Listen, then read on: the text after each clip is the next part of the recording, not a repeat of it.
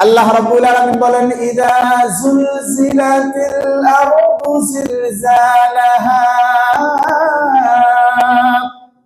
ওয়া আখরাজাতিল আরদু আথকালাহা ওয়া ক্বালাল ইনসানু মা লাহা ইয়াওমাইযিন তুহাদ্দিসু আখবারাহা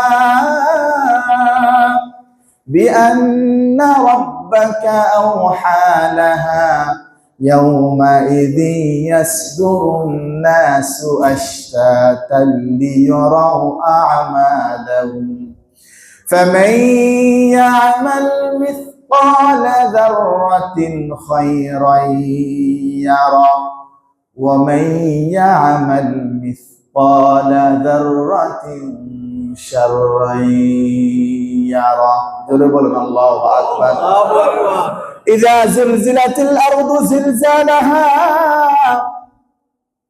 যখন কিয়ামতের সময় জিলজাল মানে হচ্ছে যখন ভূমিকম্প শুরু হয়ে যাবে। এই যে আমরা মসজিদে এখন স্থিরভাবে বসে আছি, তখন স্থিরভাবে বসে থাকা সম্ভব না।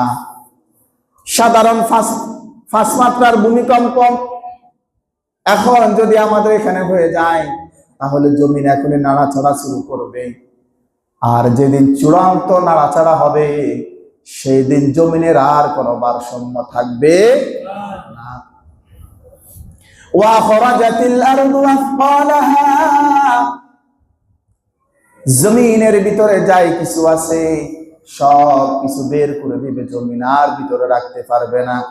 ওয়া ক্বালাল ইনসানু মা লাহা, মানুষগুলো বলবে জমিনের আজকে কি হয়েছে।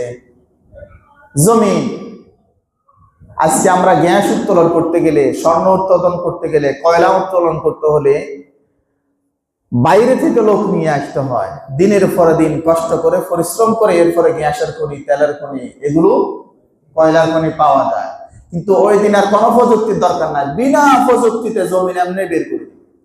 এটা হচ্ছে কিয়ামত। মুসলমান ইমানদার কিয়ামত কেমন?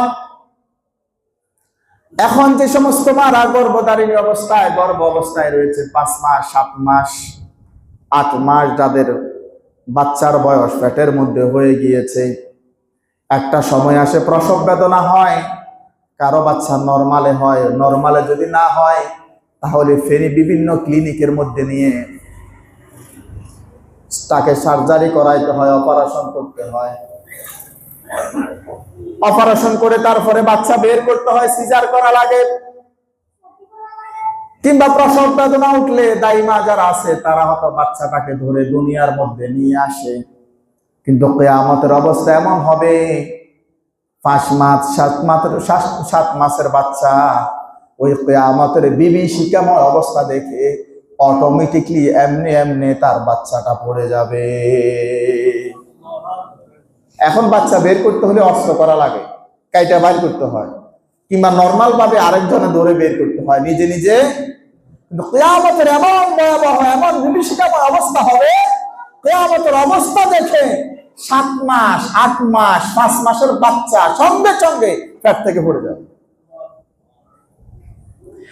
শুধু তাই নয়, যুবক মানুষ যেমন দেখা গিয়েছে তার চুলগুলো কালো রয়েছে, চেহারাটা কত সুন্দর টান টান রয়েছে, মুহূর্তের মধ্যে চুলগুলো ফেকে যাবে, বুড়োগুলো কুচকো হয়ে যাবে, চোখটা মুখটা মলিন হয়ে যাবে।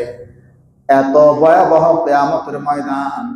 আর নবী করিম সাল্লাল্লাহু আলাইহি সাল্লাম বলতেছেন, শুক্রবারে জুমার দিনে কিয়ামত যিনি সংঘটিত করবেন তিনি কে?